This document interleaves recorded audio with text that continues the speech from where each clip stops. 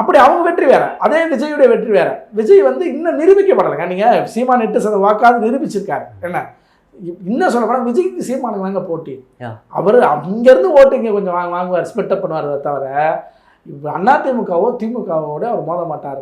குறிப்பாக அதிமுக விஜய் மோத மாட்டார். ஏன்னா அதிமுக இவரோட எவ்வளோ பெரிய ஆட்கள்லாம் பார்த்துருக்காங்க. கண்டிப்பாக என்ன அதனால் அதை மீறி தான் நம்ம வந்து, ஏன்னா புரட்சித்தலை அம்மாவே சிவாஜி எதிர்த்து நின்றவங்க.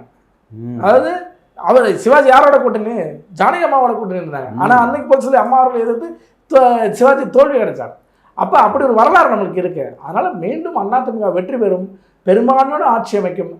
ஆட்சியில் பங்கு என்பது அதை தேர்தலுக்கு பிறகு தலைமைகள் முடிவு பண்ணால் அதை தாயுள்ளத்தோடு செய்வார் எடப்பாடியார்.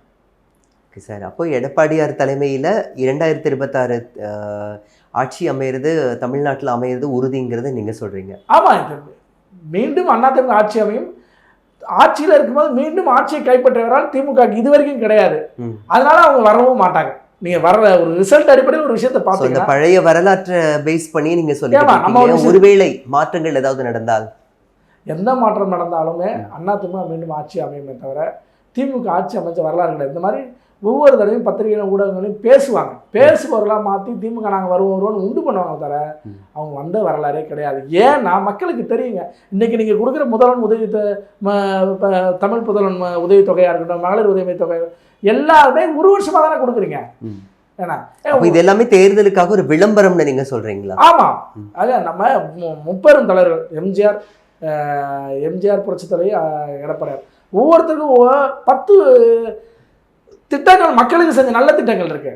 என்ன இப்போ தொட்டில் குழந்தை திட்டம் புரட்சித்தலைவர் அம்மா அவர்கள் கொண்டு வந்தாங்க.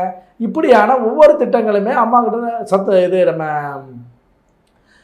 அம்மா உணவகம் யாரும் எதிர்பார்க்காதது. 10 ரூபா 15 ரூபாயில் ஒரு நாளையே ஓட்டிடலாம். 5 ரூபாய்க்கு போய் சாப்பிட்டுட்டு வரலாம்.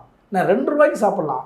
என்ன அப்படியான விஷயங்கள் இருந்துச்சு. நீ 2 இட்லி 4 இட்லி வாங்கி சாப்பிட்டு பசியை போக்கிக்கலாம்.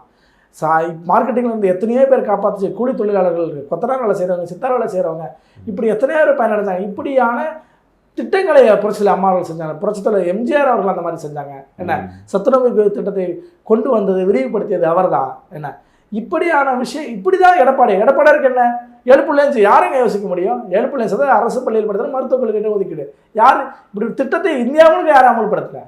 ஆக இப்படியான திட்டங்களை மக்கள் யோசிக்கிறாங்க. அதனால் திமுக என்பது வெறும் பேச்சு தானே தவிர ஆட்சிக்கு வரணும் தான் இந்த கடைசி ஒரு வருஷம் ஏதோ செய்கிறேன்னு செய்கிறாங்க. அதுலேயும் நீங்கள் நிறையா வாக்குறுதிகள் வந்து நிறைவேற்றவே இல்லை.